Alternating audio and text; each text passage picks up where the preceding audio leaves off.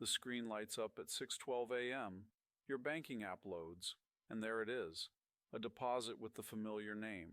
Only it's smaller, not by a penny, not by a rounding error. Smaller in the way that makes your stomach do that tiny drop, like the elevator started moving before you were ready. Because in December, everyone told you January was supposed to be better. New year, new cola, bigger check. And yet your check shows up like it's on a diet. So you do what any reasonable human does. You stare at the number for a long time, as if intense eye contact will make it change. Then you start doing the dangerous math in your head. Rent, groceries, meds, electric, and the quiet question that follows is the one nobody wants to say out loud. Did they cut me? Here's the uncomfortable truth. Most of the time your benefit wasn't cut. It was consumed. Your January check is the first check of the year where multiple systems reset at once. Social Security, Medicare, taxes, deductions, sometimes repayment plans. And they don't reset politely. They reset like a committee that never told you they were meeting. So if your January deposit is lower than you expected, there are only a handful of reasons. And once you know the pattern, you can usually spot the culprit in under 5 minutes. Let's walk through it like a detective story, not a lecture, because what's happening isn't random, it's a machine. And January is when the gears bite. Picture your Social Security benefit like a glass of water. The government tells you this is your monthly amount, but what you actually get is what's left after someone takes sips out of that glass before it reaches your table. In December, you've gotten used to the level of water. In January, several hands reach in at the same time. The first hand is the one almost everyone forgets. Because it's so normal, it feels invisible. Medicare. If you're on Medicare and your premiums are deducted from your Social Security check, January is when annual changes hit. Part B premiums can change each year. Part D premiums can change too. And if you have a Medicare Advantage plan that charges a premium, that can be taken out as well. So you might hear, your benefit went up. And that could be true, on paper. Because the COLA, the cost of living adjustment, typically increases your gross Social Security amount. Gross, that word matters. Gross is the number before deductions. Net is what lands in your bank account. The headlines talk about gross. Your landlord only accepts net. Here's what the math feels like. Let's say your gross benefit was $1,800 in December, and you got a COLA that increased your gross by, say, 3%. That would add about $54. So you expect January to be $1,854. Simple. Except your January deposit isn't gross. It's gross minus stuff. If your Part B premium went up by $20, and your Part D plan premium went up by $12, and maybe your Medicare Advantage premium changed by $10. Suddenly that $54 raise gets chopped into $54, then $42, and you're left with $12. That's the good version, the version where you still went up. Now let's talk about why some people don't go up at all, or why they go down. Because yes, it happens, and no, you're not crazy. One reason is you might be paying more for Medicare than you think you are, because of something called IRMAA. That's the income-related monthly adjustment amount, and it's exactly what it sounds like. If your income, usually from 2 years prior, crosses certain thresholds, Medicare charges you more for Part B and sometimes Part D, not a little more, sometimes a lot more. And here's what makes it feel like a trap. IRMAA can hit in January after you've forgotten what you earned 2 years ago. You're living in today's budget. But Medicare is billing you based on past you. Maybe you sold a rental property. Maybe you took a large IRA withdrawal. Maybe you went back to work for a bit. Maybe your spouse passed and your tax filing status changed. Whatever it was, IRMAA doesn't care that it was a one-time thing. It just reads the tax return. Then it sends the bill. And if those premiums are deducted from your Social Security check, the bill shows up as a smaller deposit. No dramatic letter titled, "We are taking your money now." Just a new deduction line you didn't notice until your bank app did the talking. So if your January check is suddenly lower by a noticeable amount, like this is a car payment noticeable, IRMAA is a prime suspect. Now there's a second Medicare twist. that's even more common than people realize. You might have just started Medicare Part B.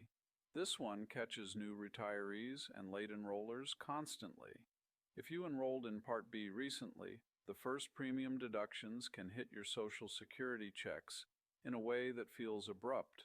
Sometimes they start with a double deduction. Here's the simple version. Your AME gets divided into chunks. The first chunk gets replaced at a high percentage. The next chunk gets replaced at a medium percentage. The final chunk gets replaced at a low percentage. Those percentages are basically the heart of the system. Roughly speaking, it works like this. The first portion is replaced at about 90%, the next portion at about 32%, and the rest at about 15%. Those cutoffs, where each chunk begins and ends, change over time. So don't get stuck on exact thresholds, but the shape stays consistent. The formula is front-loaded.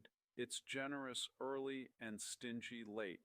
That explains a weird reality that people don't talk about enough. If you go from low earnings to moderate earnings, your benefit can rise noticeably. But if you go from high earnings to very high earnings, the benefit still rises, just a lot less than you expect, because that extra income is being replaced at the lowest percentage. And it's not a deduction, it's timing. SSI recipients, listen closely. If you get supplemental security income, SSI, your payment is normally on the first.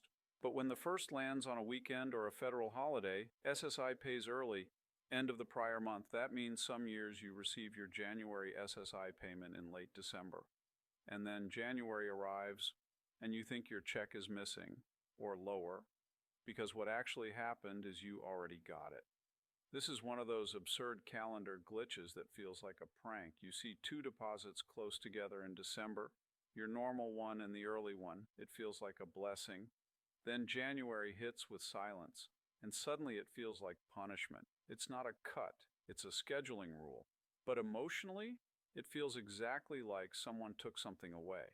And if you don't know to expect it, you can accidentally spend December like it's a bonus month, and then faceplant into January like the floor moved. Now let's turn up the stakes, because sometimes the reason your January check is lower is not Medicare, it's not taxes, it's something more serious.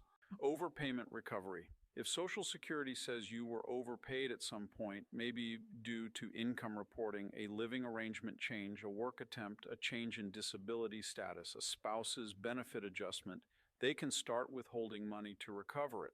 And the start of the year is a common time for new withholding schedules to begin or update, especially after notices are issued and deadlines pass. This one is brutal because it often arrives with a letter that feels like it was written by a robot that's mad at you. And the repayment can be a fixed amount or it can be a percentage of your benefit, depending on the program and your situation. So if your January check dropped by an amount that doesn't match a premium change, like it's exactly $100 or exactly $200, or it looks round, you should immediately look for a recovery deduction. It might show up as SSA recovery, overpayment, adjustment, or in some cases it's just the net is smaller and you have to read the notice to see why. And yes, it can happen even if you didn't do anything wrong intentionally. That's part of the tension here. The system is built to correct itself, but it corrects itself using your rent money. Next suspect, garnishments and offsets. Certain debts can trigger withholding from benefits. Think federal debts, some child support orders, things like that. And those can change over time. I'm not here to scare you with worst-case scenarios, but if your deposit is lower and none of the usual Medicare or tax explanations fit, you don't want to assume it's a glitch, because the machine rarely glitches in your favor. Now, here's the irony of January. January is the month the headlines love. It's when people talk about raises, COLA increases, benefits going up. You'll see articles that make it sound like everyone's about to get a pay bump, and then real life happens, because COLA is not a raise in the way you think about a raise. A raise is more purchasing power. COLA is an adjustment to keep you from falling behind, theoretically. But Medicare premiums aren't tied to your COLA. Taxes aren't tied to your COLA. And if you're hit with IRMAA, that definitely isn't tied to your COLA. So you can have a year where your Social Security gross benefit goes up and your net deposit goes down. How does that happen? Easy. Your gross might increase by $50, but your combined deductions might increase by $80. So the story becomes, they gave you $50, and then they took $80. And on paper, nobody lied. That's the part that makes people feel crazy. You were promised an increase. You got an increase. You just didn't get to keep it. Now let's make this practical. If you want to figure out why your check is lower in January, you don't need a finance degree. You need two numbers and one document. First, compare your December deposit to your January deposit.